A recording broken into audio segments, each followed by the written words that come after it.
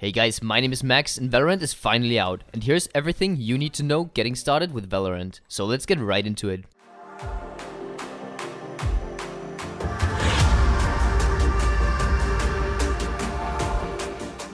Okay, so as you probably know, Valorant is first and foremost a classic shooter game, with an attacking and a defending team. Whoever kills the opposing team first wins. You can also win by making the bomb, which in this game is called the spike, explode as the attacking team or defuse it as the defending team. In Valorant you play first to 13 rounds to win. Where Valorant is different from other games is when it introduces agents and unique abilities alongside these agents. There are currently 11 agents in the game, and you can roughly put them in 4 different categories, being duelists, initiators, sentinels, and controllers. What really differentiates the agents from each other are their abilities. Where duelists excel in fast, aggressive fights, others may want to stand on the backline healing their allies, like a Sage, while others may await a push and catch them in a trap like Cypher. This is one of the things I really like about the game, since you can practice and become really good with 1 or 2 skill sets. So go ahead and explore the different agents. If you don't want to do it in a live match, you can always go into practice mode or into a custom map with cheats enabled. This way you can get to try all the agents with no repercussions.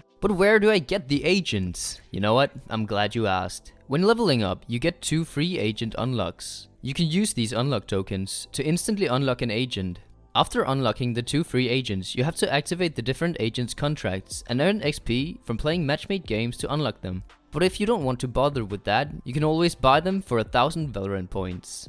Next up, I want to talk a bit about the gameplay and the guns in the game. In the first round, called the pistol round, there are usually 2 routes you can go. You can keep the pistol you get for free, called the classic, and buy light armor, which protects you for 25 HP worth of damage. And in addition to that, you will still have money left over to buy some abilities. The other common route to go in the pistol round is buying the Ghost. This gun does more damage and has the potential to one-tap to the head if the enemy agent don't have armor. This gun is more lethal, but it also costs 500 credits, which is a lot since you start the round off with only 800.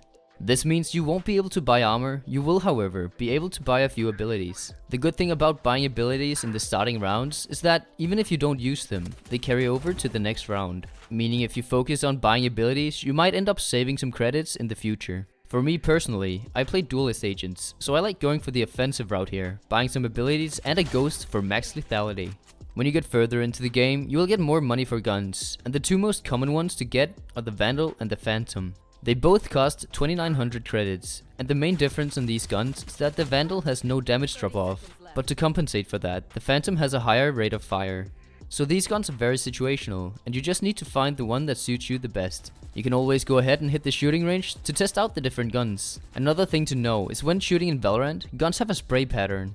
And if you learn the spray pattern for each gun, you greatly increase the amount of bullets hitting your target since you know how to control the recoil of the different guns. This is a vital skill to learn that can be practiced at the shooting range. One thing you gotta do that will immediately increase the amount of kills you get is the headshot height. Meaning, when you walk around, you should always have your crosshair where you expect the enemy's heads to be. This will greatly increase the odds of getting a quick headshot, since you might not even need to reposition your crosshair. But make sure to stand still before taking the shot, since if you're walking or running, the bullet spread will be significantly higher. Going back to the abilities really quick here, in Valorant you have a thing called ultimate orbs. 2 ultimate orbs will spawn every round, giving you 1 point towards your ultimate ability. But be careful when securing them, because the enemies can hear you taking the orb.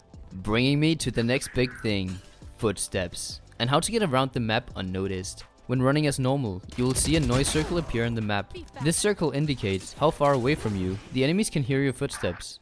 And since footsteps are a vital way to know where your enemies are approaching from, you want to keep this to a minimum, so don't alert your enemies of your location. You can prevent making noise by holding down the shift key to walk. This will completely mute the sound of you moving, making an ambush possible.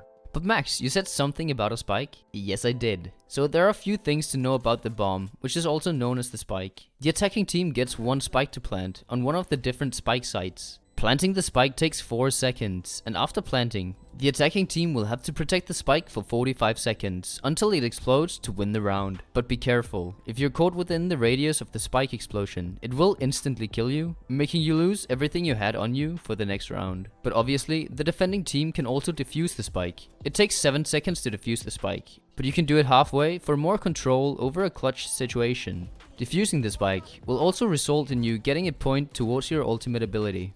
And last but not least, we have something about communicating. So right now Valorant has 4 maps, and a good thing to know about these maps are the callouts. So you can share your intel with the rest of your team. So if you see someone pushing or see the spike, remember to tell your team so they can rotate in time. Communication is a really important thing to do, so investing in a microphone wouldn't be the worst purchase you can make when playing Valorant. But if you don't want to buy a microphone, you can always use the C button to ping. You can learn the different callouts by bringing up the map with the M button or by pressing caps lock. Or you can go to blitz.gg to find a map over all the maps. Thank you for watching this beginner's guide for Valorant. I really hope it helped some of you out. And if it did, or just enjoyed the video, consider liking and subscribing. It helps me out and brings a smile to my face. And I will see you in the next video.